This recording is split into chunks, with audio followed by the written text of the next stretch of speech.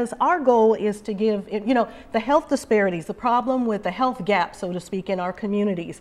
There's so many reasons for it. Lack of information really shouldn't be one of them in this day and age, no. But it is. Yeah. And so with that said, this is our part to solving that little piece of puzzle. Has it been, as you put all this together, has it been the lack of information or the lack of access to the information? Both. Both. That's what I would have assumed. So this kind of tries to bridge that gap. Bridge that gap, definitely. And bring it all into one place so you don't have to click around on the internet finding one place for diabetes, one place for stroke. Now, obviously, go to those websites if that's your main concern. Right. But if you just want some general, basic information and you want to find out about several things all at one time and you're pressed for time, our website will provide you with it in video format, in news story type format. So you can listen while at work or while the kids are in another room doing something else. And you have one ear on the TV, one ear at the computer.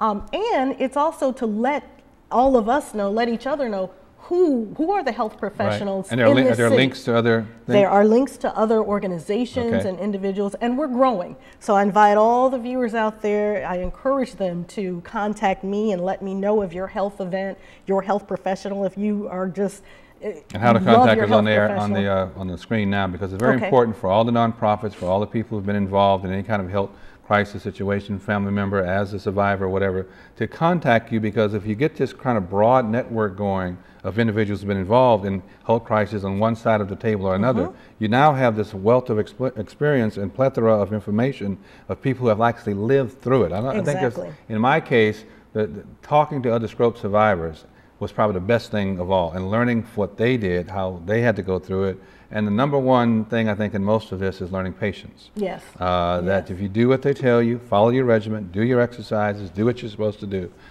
you will come back.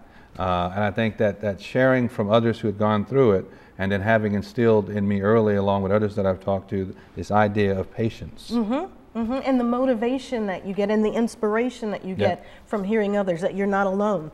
One of the saddest things, and this is also an impetus for keeping the website going, but a lady told me just last year, 2007, that she was diagnosed with breast cancer, and she's maybe in her mid-50s, and she said, when that happened to me, I didn't know anybody else with breast cancer. Now, there are millions of women that get breast cancer, but sharing the stories and the coming together is just something that's difficult in this day and age. And she said, I didn't know anybody else, so I felt all alone.